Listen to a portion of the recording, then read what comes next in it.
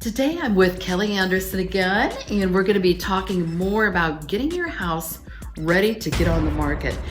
You might have already seen the video we just did about getting the outdoors looking good, because it's so very important to paint a picture of what might be on the inside to entice the buyer. Right.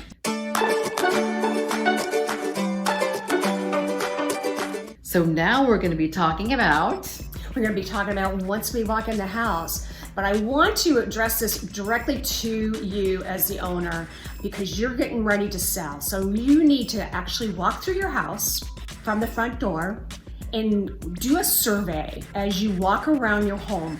Your home is you, but now you have to turn it around and say, this is now a product and I'm going to be selling this.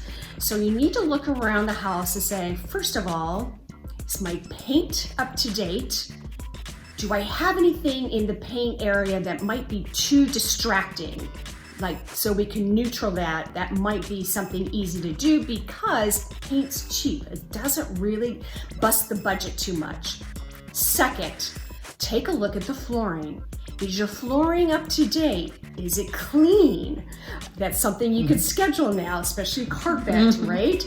Don't want those stains in there. Third, think about the furnishings that you have in each of your rooms. Do you have too many pieces? Let's say in your bedroom, you might have a full-on suite going on. You could eliminate a couple of those pieces and open up that bedroom. Your living room, you don't need to have a lot of furniture in there because now people are going to just be walking through. So you need to keep the traffic area wide open. You want to give them the vision of the space. Your dining room, you don't need to have all the chairs around the table. Maybe minimize it down to, let's say, 4 or 6. That's it. I hope those were a couple items that I'm thinking off just the top of my head. And ideally, if there's anything else, for instance, what kind of paint colors? People always ask, is there something, should I be painting my house interior? Only if you really have to, just because it does take time. And if you have all the rooms that need to be painted, that's something you need to think about in your budget. But again, paint, is not expensive. So pick those neutral colors. Today's trend right now, to tell you the truth, is going white. There's nothing wrong with it. Swiss coffee is back, and it is probably the most desirable color from buyers when they walk in, because it's a warm white. That's why I always mention that, because it's usually there on the shelves of any kind of a paint store that you go to, especially your big box stores. They have it. They know what Swiss coffee is, and you can paint your trim with that as well as your walls. And it doesn't have to be different. It can be all the same. It's just perhaps changing your trim to semi-gloss and then have your walls like flat or maybe an eggshell. That's it. But that's how easy it is, and you don't have to work too hard to get that all done. Okay, so you mentioned that the Swiss coffee or off-white, like eggshell white, is really in now. So you'd recommend not going with various colors? I would not recommend going too drastic on colors. The only time I would add maybe a different color is perhaps might be an accent wall. Something that highlights maybe the back of the headboard in a master bedroom. You could do an accent color on that wall and leave everything else very neutral, but don't go too crazy. Make sure it's all blending in with everything else. For instance, the linens that you're using in there and maybe the artwork. But that's the only time I would go with any other colors to add or to make different into the space that you're trying to update. What about something like wallpaper, like the grass paper behind you? Wallpaper is not a bad idea. If you already have it, great. Make sure it's in excellent condition. In other words, we don't want anything that's peeling off. Also, maybe, that is still up to date. However, if you're in a home that is full of wallpaper, start thinking about minimizing that. Wallpaper's good, but only in just small amounts. We need to keep things in moderation. So that's an opportunity in your surveying of your place to see, do I have too much wallpaper? Can I eliminate some of that wallpaper? And then paint over those areas with that neutral creamy white or white that I had just mentioned earlier.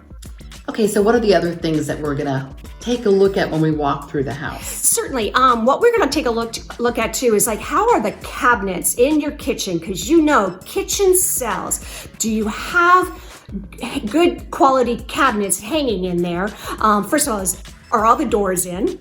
Are the hinges all secured? Perhaps you could add some knobs or handles just to update it somewhat.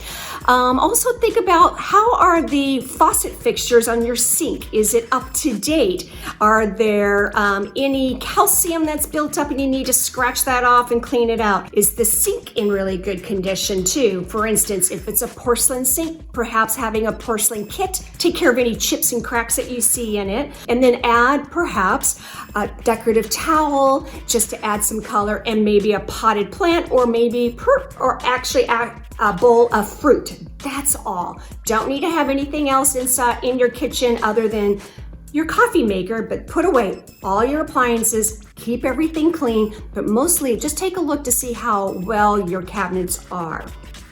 All right, this is a good example. So very simple on the countertop in the kitchen, just having a small appliance like a coffee maker, because everybody has them, but it also will help you because you're going to be showing the house here and there. It's always nice to be able to have that everyday coffee maker there for you, but you can still keep your canisters very simple.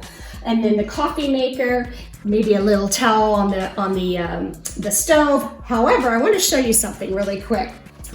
Let's take these off. Let's simplify it. It's always nice to have our little personal items, but you know what? Nobody else needs to take a look at it. So take off those pieces and just keep your refrigerator clean. In fact, these are the things you may want to pack away for your next place that you're going to be living. Also, let's make sure all of these things on top of your refrigerator are finding a new place. Also, put them all into the pantry. You know where they're at now. And I know they're there probably because they want to use it every day, but guess what? We're just going to put it behind the doors and keep everything nice and clean.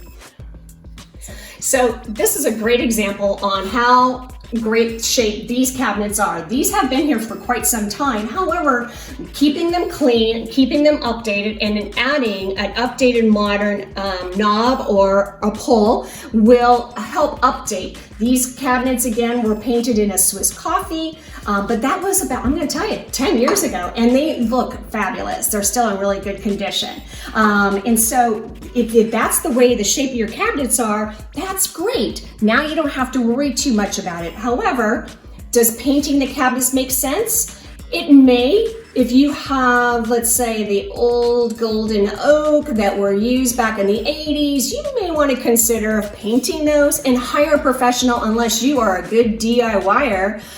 There are some great paints on the market that are set to be paint that you can use to paint cabinets and not have any chipping or anything like that, just like these were 10 years ago. So that's an idea that I would suggest.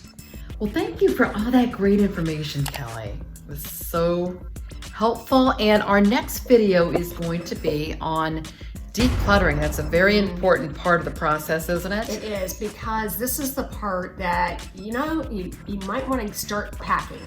But how do I declutter? And this sounds so overwhelming, especially if you've been living in your home for so many years and you've just had this accumulation. The kids have things, you have things. So we'll talk about that in the next session on how to tackle that, okay? Sounds good. Okay. Thanks a lot. You bet.